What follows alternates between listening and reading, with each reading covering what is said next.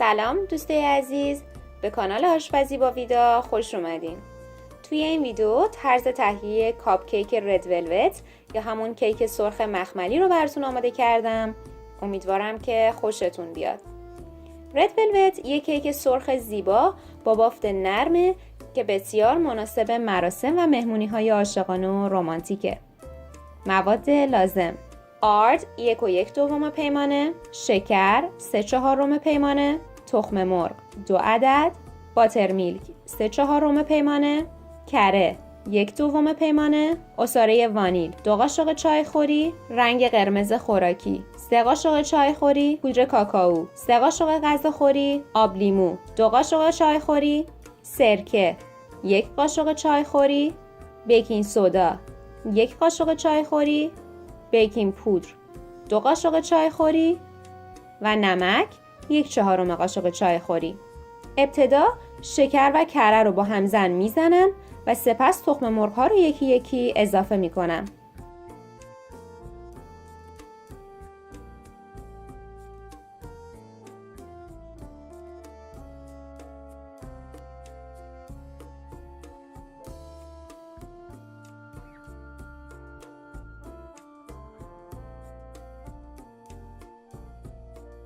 عصاره وانیل رو اضافه می کنم. حالا پودر کاکائو رو داخل مایع کیک الک می کنم. رنگ خوراکی و سپس باترمیلک رو در 2 مرحله به مایع کیک اضافه می کنم.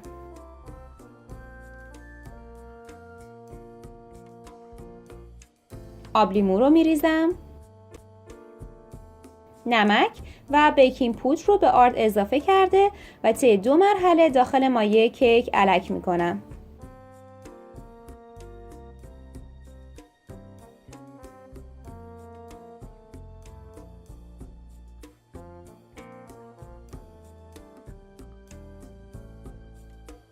مرحله آخر اضافه کردن سرکه به بیکینگ سودا و ریختن اون داخل مایع کیک هست.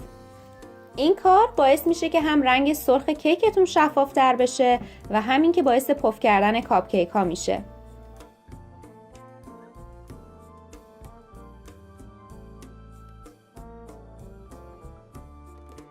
حالا 2/3 قالب های مافین رو از مواد پر میکنم.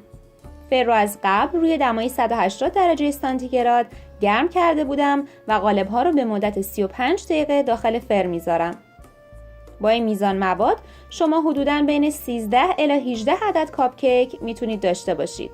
برای تزیین رد ولوت معمولاً از کریم چیز فراستینگ استفاده میشه، ولی خب من امروز برای اینکه میزان قند و کالری مصرفی رو هم در نظر بگیرم فقط کمی خامه قنادی رو با مقداری وانیل و پودر قند با هم زن میزنم تا سفت بشه و بعد روی کاپ کیک ها رو تزیین میکنم.